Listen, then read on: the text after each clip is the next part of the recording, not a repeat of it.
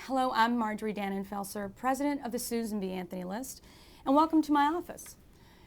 Tomorrow, the President of the United States will deliver his State of the Union address. Today, our nation, in numbers greater than ever before, is focused upon the state of the unborn child. Today, hundreds of thousands of Americans are marching in the streets of Washington to peacefully protest almost 4 decades of injustice that the Roe v. Wade decision inflicted upon women, children, families, communities, and our nation as a whole. Almost 40 years. Over 52 million children dead. Over 52 million mothers wounded. The great promise of liberation for women has turned out to be a merciless prison, a destroyer of lives, of health, and of souls.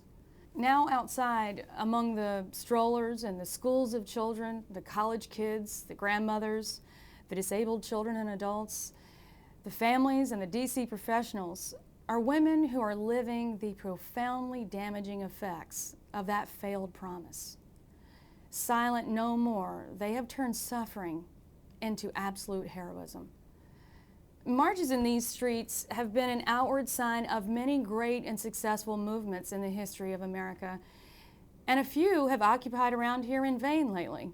But the successful movements in the fight for women's suffrage, and the fight against child labor, and the great battle for the civil rights of African Americans, these movements all marched, fought, they matured, and they reached a tipping point just before success began breaking through.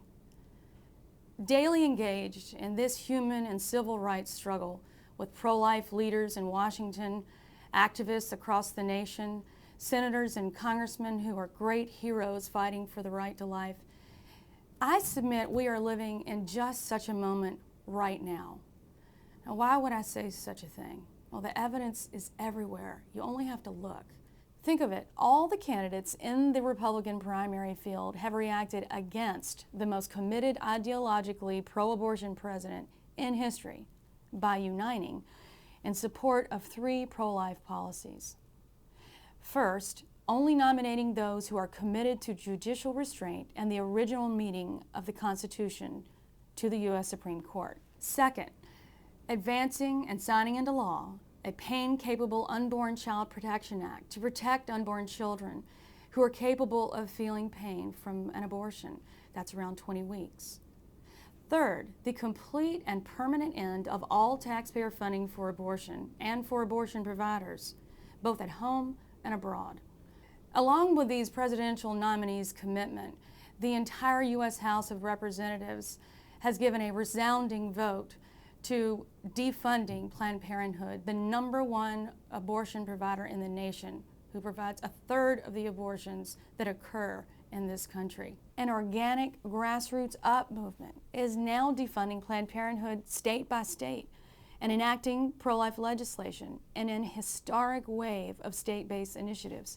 Over 60 pro-life bills were enacted last year in state legislatures across the country.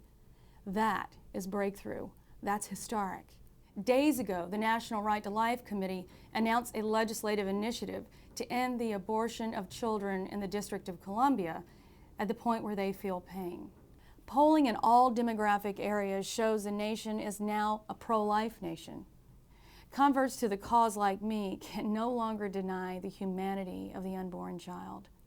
And the other side agrees. They're worried about how to change their rhetoric in order to be more compelling, to be more attractive to the younger generation. I submit that there is no way now. The tide is going out for support of the pro-abortion movement.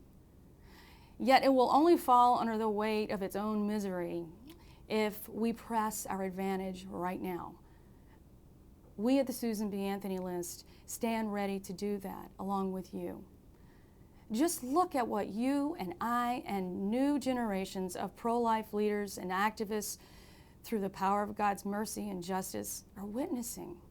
In the coming months, you and I will have the opportunity to transform this point of pure hope and possibility, to press our leverage, our advantage, into an historic breakthrough for the most important human and civil rights issue of our day.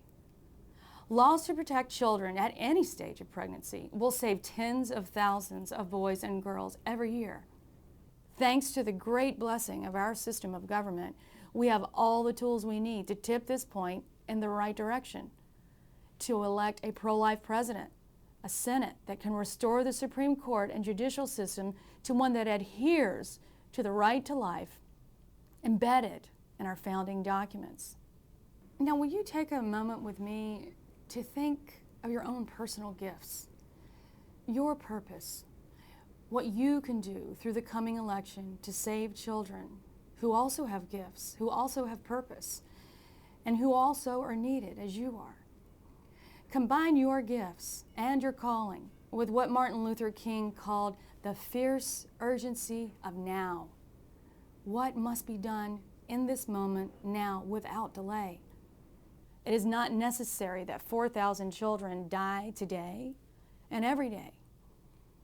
Your time and your talents invested over the next 10 months will save boys and girls, prevent immense suffering, and you will have the deep pleasure of knowing what you have passed on to generations who will thank you. No one else can do what you alone were sent to do. Your nation needs you now. Visit our website to take action by contacting Congress and asking your representative to stand for life, and by pledging to support only pro-life candidates in this year's election. This is the moment. This is the fierce urgency of now. Feel it. I look forward to hearing from you, and thank you for joining me.